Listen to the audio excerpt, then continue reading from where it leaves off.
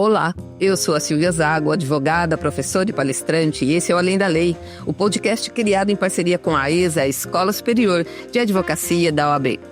Por aqui eu trato das demandas e desafios dos profissionais do universo jurídico que diariamente são desafiados a construir novas formas de se pensar e de se entregar ao direito. Então, se você transita ou habita nesse universo, esse podcast é para você. Mas ele também é feito pensando em você que é de outra formação e que, da mesma forma, tem sido desafiado pelas mudanças impostas pelas novas tecnologias e por essa nova forma de viver a vida. Portanto, esse podcast é idealizado para agregar valor à sua vida e à sua carreira. E se você quiser participar da construção desse conteúdo, eu vou adorar. Envie sugestões de pauta para silvia@silviazago.com.br ou então pelo LinkedIn ou Instagram. E para me achar por lá, basta procurar por Silvia Zago ADV. Então, resumindo, nesse podcast eu tenho falado das demandas, dos desafios, das expectativas e das perplexidades que, de forma geral, têm afetado os profissionais de todas as áreas. Porque, independente da carreira ou da formação, humanos é que somos.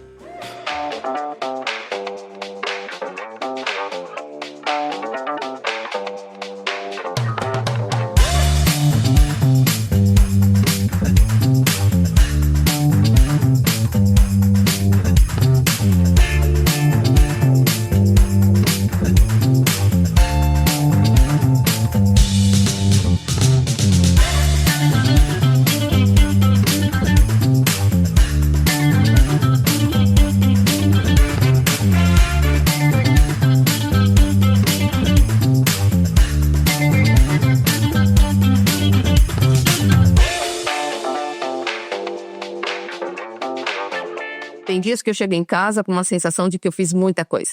Respondi um monte de mensagens, participei de reuniões, resolvi problemas, apaguei incêndio. E ainda assim, fico com a impressão de que as coisas não saíram do jeito que eu gostaria. A cabeça está cansada, o corpo idem. E mesmo depois que a gente deita, alguma coisa continua rodando lá dentro, como se o dia não tivesse sido oficialmente encerrado. Ou seja, o barulho parece que não desliga nunca. Mas o que me deixa mais perplexa é que a gente nunca teve tanta tecnologia para facilitar a vida. Tantos aplicativos para organizar o tempo, tantas ferramentas para ganhar eficiência. E mesmo assim, o sentimento dominante é de exaustão. Mas não é aquele cansaço físico clássico que melhora com uma boa noite de sono. É um cansaço mental, um cansaço de atenção, uma sensação de sobrecarga constante. E é claro que isso me remete diretamente à sociedade do cansaço, muito bem observada e definida pelo filósofo coreano Byung-Chul Han, que eu já citei várias vezes por aqui. Ou seja, eu devo estar ficando repetitiva, mas para escapar do risco de me tornar uma pessoa absolutamente previsível. Isso também me faz lembrar de um artigo do Edwell Hallowell, publicado na Harvard Business Review, chamado Circuitos Sobrecarregados. Quando li esse artigo pela primeira vez, eu tive aquela reação meio desconfortável, mas ao mesmo tempo muito reveladora. Não era um artigo falando sobre alguém, era um artigo descrevendo situações que eu vivia todos os dias. Eu vivia, meus amigos viviam, meus alunos, meus mentorados. Esse artigo, ele fala da Attention Deficit Trade, o famoso ADT, um fenômeno dos tempos modernos. E aqui vale um cuidado bem importante. Ele não está falando de TDAH, não é doença, nem de transtorno neurológico, nem de patologia. Ele está falando de uma resposta do cérebro à sobrecarga crônica e, por que não dizer, visceral desse mundo e dessa sociedade que a gente vive. Um cérebro exposto a demandas demais, estímulos demais, informações demais, expectativas demais, urgências demais, por tempo demais. O resultado é que nossos circuitos mentais começam, claro, a falhar. Não porque a gente é incapaz, mas porque a gente está saturado e os sinais disso são cada vez mais comuns. E pior, é que a gente começou a normalizar a dificuldade de foco, a impaciência, a sensação permanente de pressa, irritação sem causa, dificuldade de organizar prioridades, a perda da capacidade de pensar com profundidade. E nesse ponto eu diria que atualmente a profundidade das nossas reflexões mais se parece com um pratinho de sobremesa. Qualquer texto um pouquinho mais longo que a gente encontra nas redes sociais, no WhatsApp, já faz disparar o gatilho da impaciência, da ansiedade. E o que a gente faz? A gente passa para o próximo. O mais perverso desse processo é que a gente tende a colocar a culpa em nós mesmos. A sensação é de que o problema está na pessoa. Eu não dou conta, eu sou desorganizado, eu que perdi a capacidade de me concentrar. Quando, em muitos casos, o problema não é individual, o problema não é da pessoa. O problema é ambiental e o problema é contextual. A gente vive num mundo que disputa a nossa atenção como se ela fosse infinita. Mas a atenção é um recurso limitado, escasso, precioso. E existe uma ironia aqui. Quanto mais competente, responsável e comprometida a pessoa é, mais ela tende a sofrer com circuitos sobrecarregados. Porque ela tenta dar conta, ela responde rápido, ela aceita tudo, ela se envolve, ela assume responsabilidade, ela não quer deixar nenhum pratinho cair. Então aqui fica uma dica. Pratinhos irão cair. Só que o cérebro humano não foi projetado para operar nesse estado de estímulo contínuo, em constante estado de alerta e de conexão. Quando isso acontece, ele entra no modo de sobrevivência, e o modo de sobrevivência não é o modo de alta performance, de melhores entregas. Nesse estado, o cérebro deixa de operar na plenitude das suas potencialidades. Nas áreas que são responsáveis por planejamento, pensamento estratégico, criatividade, tomada de decisão e tomada de decisão com qualidade. E ele passa a funcionar de forma reativa, apagando incêndio, lidando com o imediato, respondendo ao que grita mais alto e ao que chega primeiro. É por isso que tanta gente termina o dia exausta, com a sensação de ter estado ocupado o tempo inteiro, mas sem perceber avanços reais. Sabe aquele dia que você trabalha, e no final você olha para trás e se pergunta, mas o que eu fiz de fato? De tudo isso, o que trouxe um resultado real, um resultado palpável?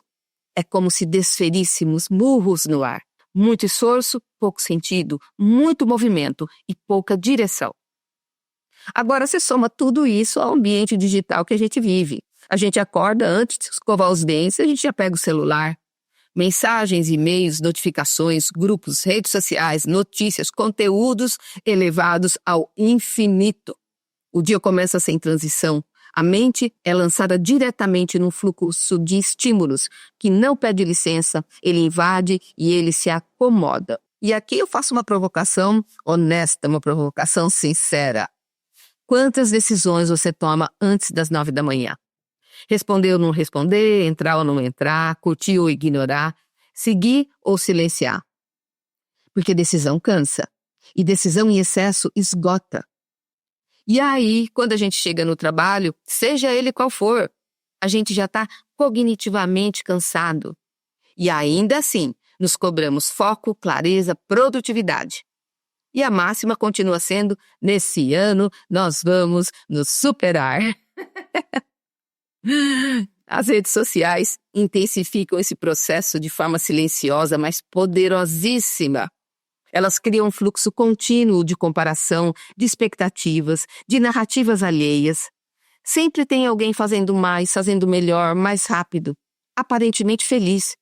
Porque nas redes sociais, ou pelo menos na minha timeline, parece que o pessoal não sente nem dor de cabeça. Mas mesmo quando a gente não quer se comparar, esse sistema intencionalmente pensado e estruturado para nos atrair e prender, empurra a gente para isso. E isso gera ruído, ansiedade e uma sensação constante de inadequação. O nosso cérebro não foi feito para lidar com tantas informações, tantos estímulos e tantas histórias simultâneas. E esses dias eu ouvi falar de que tem advogado trabalhando com 3 telas de computador simultaneamente. E isso sem falar de um amigo bem próximo, que participa de 2 reuniões ao mesmo tempo, usando 2 fones de ouvido. Em cada uma reunião acontecendo. Uau, que canseira! Nosso cérebro foi feito para foco, para pausa, para repetição e para sentido. Por isso eu cheguei à conclusão de que gestão do tempo não resolve circuitos sobrecarregados. Você pode ter até a melhor agenda do mundo, o melhor aplicativo, a técnica mais sofisticada. Se o problema for excesso de estímulos e ausência de limites, o tempo vai continuar escorrendo pelos dedos, feito um ovo quando ele se quebra na nossa mão. Porque o que está sendo drenado de você não é o tempo, é a atenção. E a atenção drenada tem consequências muito concretas no mundo do trabalho. A sobrecarga mental não afeta apenas produtividade, ela afeta a qualidade dos nossos relacionamentos. Uma pessoa sobrecarregada escuta pior, interpreta pior, reage mais, escolhe menos. E isso impacta diretamente nas lideranças, no trabalho em equipe, no lidar com o cliente, nas negociações em geral. Na liderança, a sobrecarga compromete a capacidade de leitura do ambiente e das pessoas. Líderes exaustos tendem a decidir no curto prazo, a comunicar mal, a se tornarem mais controladores ou mais ausentes. O famoso ghost leader.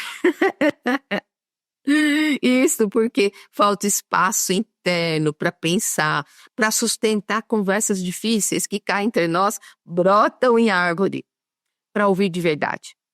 A liderança perde profundidade e vira só mais uma área de gestão de urgência.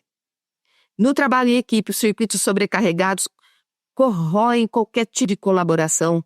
A comunicação fica truncada, os ruídos aumentam, os conflitos se intensificam, porque pessoas cansadas, elas entram no modo tolerância zero.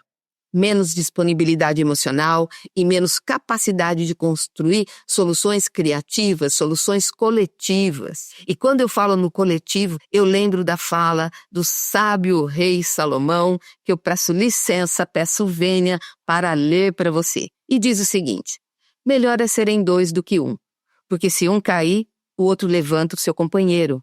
Mas ai do que estiver só, pois caindo não haverá quem o levante. Também, se dois dormirem juntos, eles se aquentarão.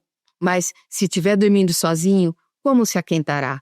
E se alguém quiser prevalecer contra um, os dois lhe resistirão. E o cordão de 3 dobras não se quebra tão depressa. Fecha aspas. Resumindo, é melhor caminhar junto do que se arrastar separado. Então, que poderia ser resolvido com diálogo vira atrito. O que pedia um simples alinhamento vira uma disputa. E claro, tudo isso aparece também nas negociações. Uma pessoa sobrecarregada negocia mal porque reage mais do que escolhe. Defende posições de forma rígida. Perde nuance, perde timing, tem dificuldade de enxergar os interesses da outra parte. Negociações exigem escuta, leitura de contexto, presença, paciência estratégica. Tudo aquilo que um cérebro exausto não consegue oferecer. Nada disso é falta de competência, tá?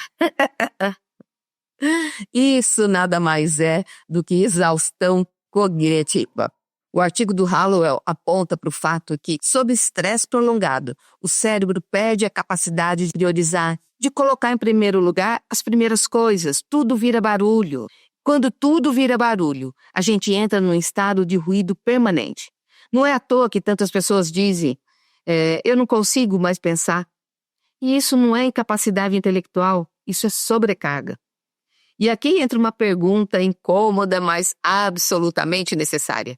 O que, na sua vida hoje, está ocupando atenção demais sem entregar um valor proporcional? Quais estímulos você consome por hábito e não por escolha? Quais demandas você assumiu porque todo mundo faz e não porque fazem sentido para você?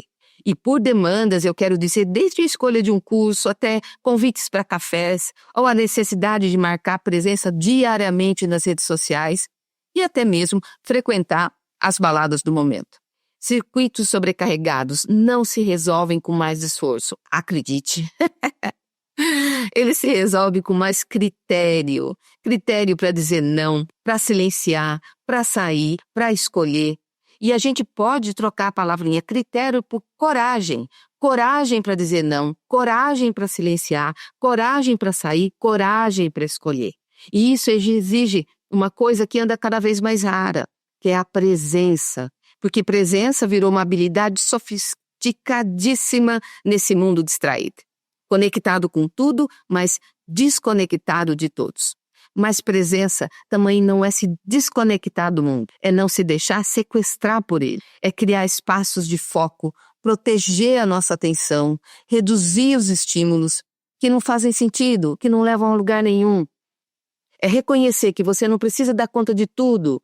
Dar conta de tudo é uma expectativa irreal num mundo hiperconectado, cuja estrutura, repito, nos empurra para isso e nos empurra para esse lugar. O jogo não é dar conta de tudo. O jogo é dar conta daquilo que importa, daquilo que faz sentido, daquilo que gera resultado. Porque o cérebro exausto não constrói o nosso futuro. Ele só sobrevive. E sobrevive para atender as demandas do presente. Nada além disso. E então, a conclusão que eu chego, e com isso eu já encerro o episódio de hoje, é que talvez um dos grandes aprendizados do nosso tempo seja esse. Não é sobre acelerar mais, mas é sobre sobrecarregamentos. E por hoje é só, pessoal. Lembrando, o podcast Entre Linhas e Leis, conduzido pelo Dr. Eric Ciconelli, está no ar e está imperdível. Para os cinéfilos de plantão, a série Cine Direito você encontra lá no canal da ESA no YouTube. Então, se você gostou desse episódio, ouça de novo. Mas se você gostou muito, compartilha com um amigo. Abraço, saúde e até o próximo podcast.